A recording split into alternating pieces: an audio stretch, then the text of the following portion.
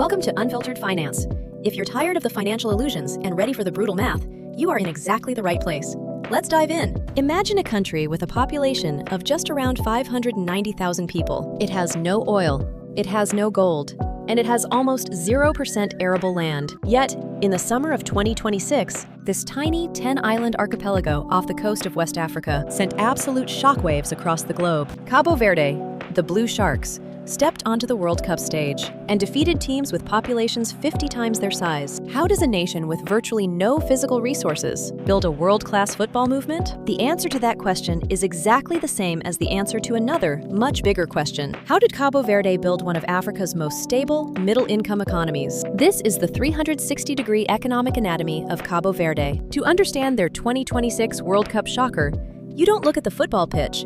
You look at their GDP, their central bank, and the vast, unforgiving Atlantic Ocean. In the mid-20th century, severe droughts and famines ravaged these volcanic islands. With 0% arable land, survival wasn't found beneath the soil. It was found across the sea. Today, an estimated 600,000 to 700,000 Caboverdeans live abroad. That is more than the entire population living on the islands. They are in Boston, Lisbon, Paris, and Rotterdam. And this diaspora is the ultimate financial engine of the country. Every year, immigrants send back over $250 million in remittances. That represents roughly 12% of the national GDP.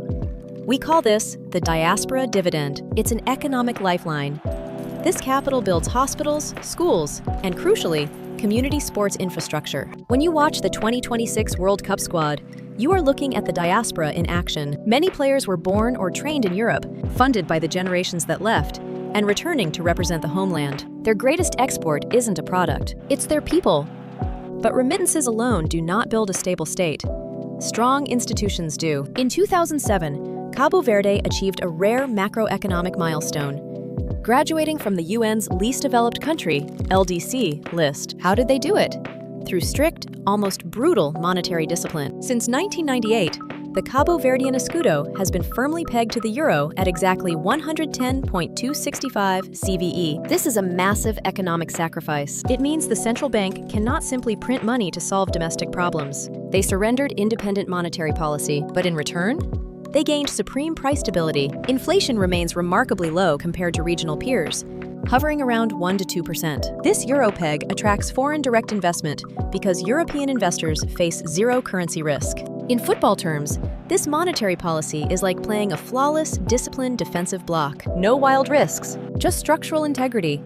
With the currency stable, foreign capital flooded in, primarily into tourism. Tourism now accounts for nearly 25% of Cabo Verde's GDP, centered heavily on the islands of Sal and Boa Vista. But here lies the great economic paradox. To serve a $50 dinner to a European tourist at a luxury resort, the island must import the food, import the fuel, and artificially manufacture the water through energy-intensive desalination. They run a massive trade deficit, importing over 80% of what they consume. Yet the foreign exchange generated by these resorts is vital. It pays for the desalination plants. And yes, it pays for the football movement. Because you cannot grow natural grass on volcanic rock, the government and FIFA funds built high-quality artificial pitches across the islands. The tourism dollars trickle down to local academies. The same economic machinery that sustains a 5-star hotel in the desert sustains the dreams of a young striker in Praia. So, when Cabo Verde stunned the world in 2026, it wasn't a fairy tale. It was the ultimate return on investment. It was the convergence of remittances, European institutional integration, tourism revenue, and human capital. The Blue Sharks played with European tactical discipline, mirrored by their Euro-pegged economy and African flair.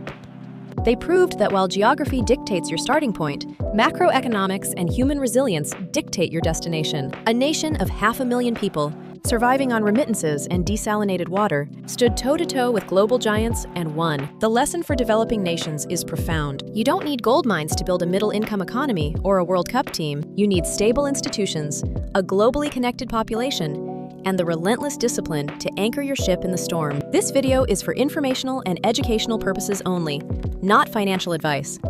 All investing carries risk of loss. Do your own research and consult a licensed financial advisor before making decisions. If you value the brutal truth over financial illusions, then hit subscribe today. To see how this math applies to your next move, click the video on your screen. I will see you there.